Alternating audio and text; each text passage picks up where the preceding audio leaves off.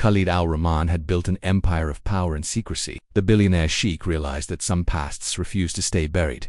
In 1999, while his relatives managed oil contracts and construction empires in the Gulf, Khalid was studying international finance in London. He dressed simply, attended lectures regularly, and kept his security presence minimal.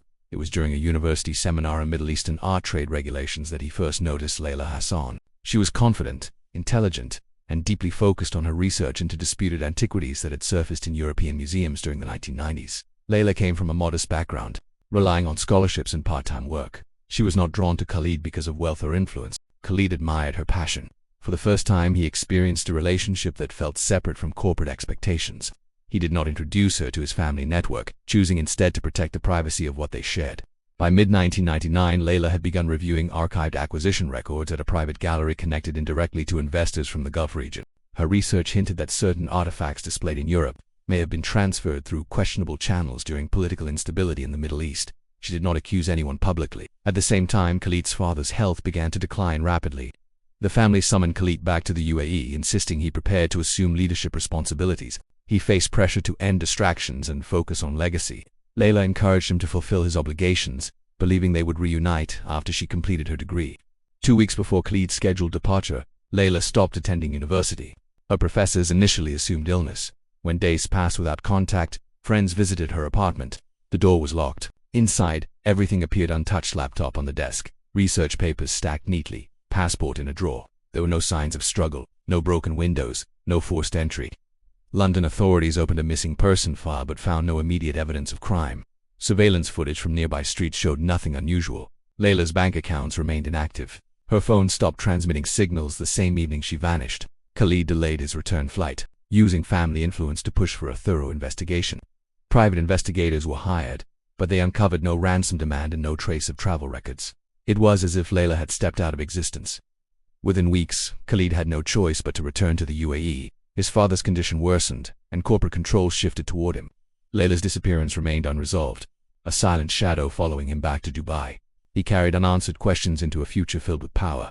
By early 2026, Khalid Al Rahman had fully embraced his role as one of the wealthiest and most powerful figures in the Middle East. His private estate outside Dubai was a fortress of modern technology, featuring biometric entry systems, AI-driven surveillance, and an array of internal sensors designed to detect unauthorized access. Every visitor's fingerprint, retina scan. Khalid trusted this system implicitly, confident that it would alert him to any intrusion or anomaly before a threat could reach the property. One early morning, at exactly 2:14 a.m., the estate's security system triggered an alert that had never occurred before. The sensors indicated that a DNA profile from an external perimeter scanner matched an authorized entry stored in the database. The system, which had been installed and updated continuously for decades, flagged the genetic material as belonging to Layla Hassan. Security personnel rushed to the outer gates and found a woman collapsed on the driveway. She was emaciated, visibly older, and disoriented. Despite her condition, her features were unmistakable. Khalid was immediately notified and, at first, assumed a technical error. Khalid, shocked and pale, realized the person who had vanished 26 years ago had suddenly reappeared. The fact that her DNA had triggered a high-security system built to recognize only authorized individuals. There were faint surgical scars along her torso, and an embedded tracking implant beneath her shoulder blade indicated she had been monitored or controlled for an extended period. Khalid's own security experts speculated that these implants were remnants of highly specialized surveillance or containment operations. During her first hours of consciousness, she was confused and disoriented, unable to place herself in time. She could recognize basic Arabic but struggled with English and other European languages. International reports suggested that private security contractors operating between Europe and the Gulf in the late 1990s had been involved in clandestine detentions. Some of these contractors had ties to influential corporations and governmental contracts, including companies formerly overseen by Khalid's own family. As investigators pieced together the timeline, it became clear that Layla had not been casually abducted. She had been systematically removed from public life, monitored, and likely confined under high-level covert arrangements. The mystery now extended far beyond a simple disappearance. The fact that her DNA had activated Khalid's own security system was a signal, an intentional or accidental return that would reopen a case long thought closed. For Khalid, the past that he had buried under decades of wealth and power was suddenly resurfacing in the most literal and unavoidable way. She was a living presence, demanding answers and unraveling secrets that had been hidden for 26 years. As Layla slowly regained consciousness, pieces of her memory began to return in fragmented flashes. She remembered stark, windowless rooms, rigid schedules, and voices speaking in commands rather than conversation. Time had lost meaning during her captivity.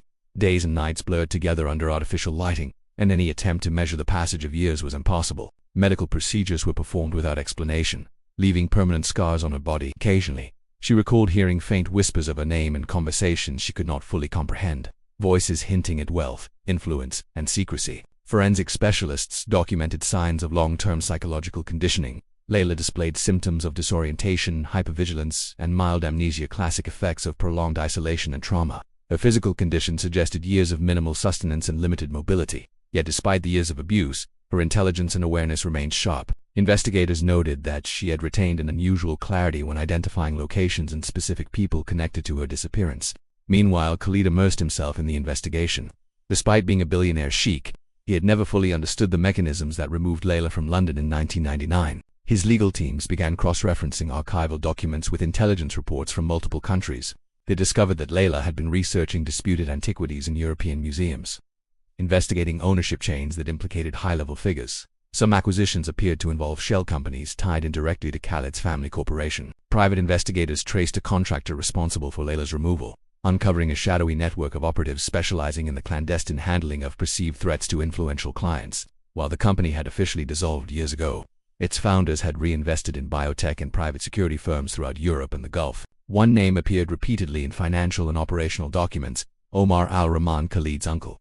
Omar had supervised security operations in London during the time of Layla's disappearance. Internal memos suggested that he had perceived Layla's research as potentially damaging to family interests and had authorized measures to remove her quietly. Medical analysis revealed further shocking information. Layla had given birth at some point during her captivity. There was no official record of the child. Additional DNA testing suggested minor but deliberate modifications to her genetic profile, likely designed to prevent identification or tracking. This discovery implied a level of premeditation that went far beyond a standard abduction. It was an orchestrated, long-term operation. Investigators also found digital traces linking Khalid's estate security system to external networks. The sensors that detected her DNA were sophisticated enough to recognize partial genetic patterns, a feature implemented decades earlier for high-level access control. It appeared that whoever had controlled Layla intended for her eventual reappearance, or at least had not completely erased her biological identity from the global digital network. The more Khalid learned, the more unsettling the reality became. Layla's disappearance had been carefully engineered, and his family's inherited empire had unintentionally supported it. Documents from the late 1990s revealed financial transfers, covert authorizations, and operational logs that tied his own corporate network to her long-term confinement. He had unknowingly been part of a system that had sustained her disappearance for 26 years. The fragments of Layla's memory and the growing evidence converged to reveal a chilling truth. She had been kept alive, monitored and controlled with precision. Her reappearance at the estate's gates was no accident. It was a signal, a carefully orchestrated return that would force Khalid to confront the dark consequences of a past he had long considered closed. As Layla slowly regained her strength, fragments of her captivity began to coalesce into a coherent story. She remembered long periods of isolation, minimal human contact, and strict routines designed to erase her sense of time. Every day had been meticulously controlled light sound, an activity regulated to prevent her from forming memories that could be traced or recalled. She recalled medical procedures performed without explanation and small tests that seemed designed to measure her biological and psychological responses. At times, she caught fleeting glimpses of the outside world through reinforced windows or vents, always observing but never allowed contact. Investigators began digging into the history of the private security contractor responsible for her disappearance. While the company had dissolved years prior, its former executives had reinvested in private intelligence firms and biotech ventures throughout Europe and the Gulf. Many of these companies specialized in high-level surveillance, data manipulation, and the clandestine handling of individuals deemed politically or financially sensitive. The trail led investigators to Omar Al Rahman, Khalid's uncle, who had been responsible for corporate security in 1999. Internal documents revealed that Omar had authorized operations in London during the week Layla vanished. Reports suggested that he had viewed her research into antiquities as a potential threat to the family's financial interests. Financial records later revealed substantial offshore transfers made to contractors shortly after Layla's disappearance, suggesting payment for her removal and prolonged containment. Medical examinations of Layla revealed additional shocking details. She had given birth at some point during her captivity. The child's identity and whereabouts remained unknown, though biological evidence suggested the baby had been removed and placed into a different care system, possibly under a false identity.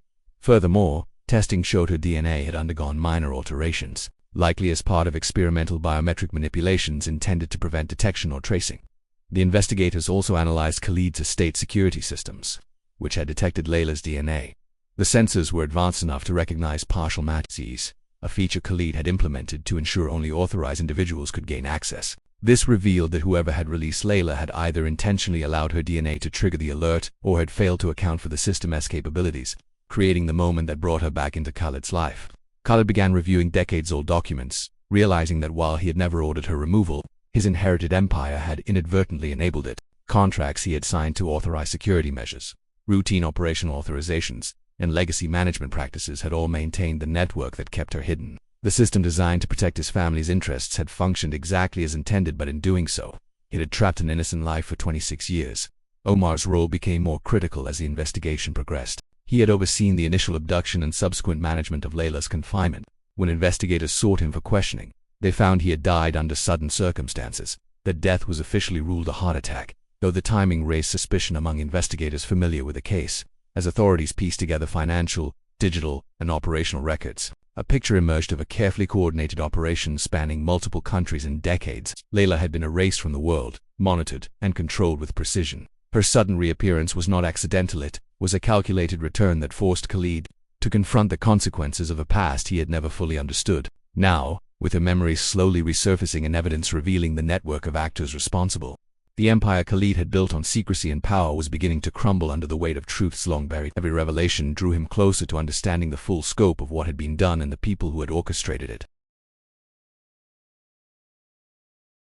Of uncovering a conspiracy that had endured for over a quarter of a century. As Layla began to piece together her past, the investigation took an even more startling turn. Forensic analysts discovered that her DNA shared partial matches with a young man employed in Khalid's own estate security system, a cybersecurity engineer named Layla Hassan. Layla had been working on the estate's biometric network for 2 years, responsible for maintaining the very sensors and algorithms that had detected Layla's DNA at the gates.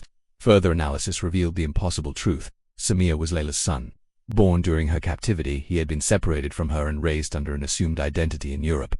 Records indicated that he had been placed into state institutions and orphanages, with his biological files sealed to prevent tracing. Over the years, he had unknowingly developed advanced skills in cybersecurity, eventually being recruited to strengthen the very system that would later recognize his mother.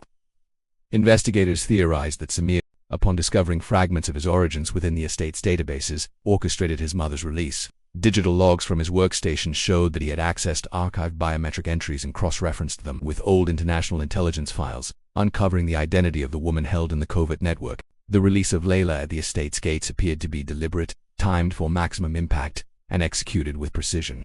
The day after her appearance, Khalid faced the reality that his estate had unknowingly harbored both his lost love and her child within its systems. It was a revelation that shattered his carefully constructed world. While he had believed that the past was long buried, the very architecture of his security measures had revealed it. Medical examinations confirmed that Layla was healthy enough to recover fully, though her psychological state remained fragile. Trauma specialists worked alongside investigators to help her reconstruct the decades of lost memory. Through therapy, she began to understand the extent of her captivity, the controlled environment, and the deliberate measures taken to hide her from the world. Every detail, from the implanted tracking devices to the genetic modifications, revealed a meticulously planned erasure, designed to last a lifetime. Khalid launched immediate reforms within his empire. He dissolved legacy contracts tied to security and private intelligence operations, ordering audits of all personnel and protocols that could have facilitated the long-term concealment. His public image shifted overnight. The billionaire Sheikh, who once commanded power without question, was now a man reckoning with the moral consequences of inherited authority. Despite the restoration of his family's conscience, the mystery of Layla's next actions loomed. After releasing Layla, he disappeared, leaving only encrypted digital traces suggesting ongoing coordination with offshore networks. Authorities believed he intended to protect both himself and his mother, but his disappearance added another layer of tension to an already extraordinary case. For Khalid, the episode became a life-altering lesson in accountability, inheritance, and the hidden consequences of power. Layla had not simply vanished 26 years prior. She had been methodically erased and controlled by a network he had inadvertently supported. Her DNA had triggered more than a security alert. It had unveiled the buried secrets of an empire, exposed the depths of covert operations, and reunited a mother and son in ways that no one could have predicted. In the end, the billionaire Sheikh was left to confront the truth that no amount of wealth or influence could erase the past. Layla's reappearance served as a stark reminder that time could not hide human lives indefinitely. Every secret, every concealment, and every act of control had consequences, and some truths were destined to emerge, no matter how deeply they had been buried.